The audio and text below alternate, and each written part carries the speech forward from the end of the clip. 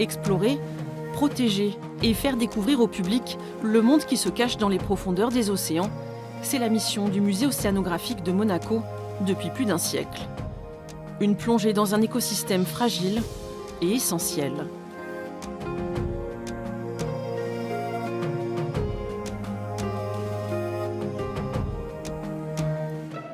Parmi les animaux rapportés des nombreuses expéditions, le phoque-moine. Le mammifère était présent il y a encore une centaine d'années dans le bassin méditerranéen, mais il a été chassé pour sa fourrure, sa chair. Il a dû se réfugier dans des zones moins peuplées. Pierre-Gilles a retrouvé sa trace lors d'une mission sur l'île de Madère, au large du Portugal. L'homme a fait des excès, comme d'habitude. Il ne s'est pas très bien comporté par rapport à cette espèce. Il a surtout urbanisé le littoral. Il a chassé l'espèce pour la consommation. Les pêcheurs ont exterminé l'espèce à certains endroits parce qu'ils estimaient qu'il y avait une concurrence avec leur activité de pêche. Et puis il y a d'autres impacts liés à la pollution qui ont fait disparaître le phoque-moine. Des mammifères impressionnants. Ils mesurent 2 à 3 mètres de long, pèsent jusqu'à 300 kg et consomment 15 kg de poissons par jour. Aujourd'hui, le faible nombre de spécimens met en danger toute la survie de l'espèce.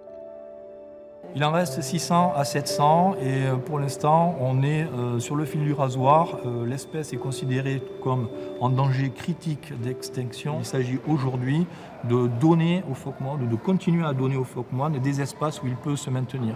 Ça, c'est une priorité, notamment au travers des aires marines protégées.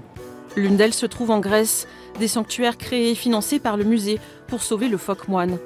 Des actions qui poursuivent les missions entreprises par le prince Albert Ier, fondateur du musée et grand explorateur des océans. 650 000 personnes découvrent chaque année les dernières collections. Mais en un siècle, les visites ont bien changé. Le cabinet de curiosité s'est transformé en plaidoyer high-tech pour la protection des océans, avec des tests sur écran tactile. Par exemple, comment sauver une tortue prise dans les filets. Ciseaux, piqûres ou pinces, il faut trouver les bons outils pour la soigner. Ce sont des animaux merveilleux, mais nous ne les traitons pas très bien et nous devons les sauver.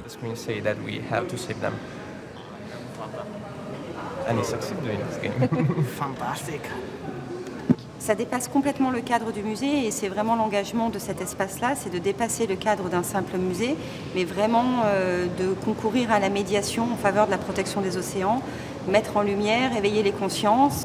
Et faire partager ses connaissances pour préserver un milieu naturel vital pour les générations futures.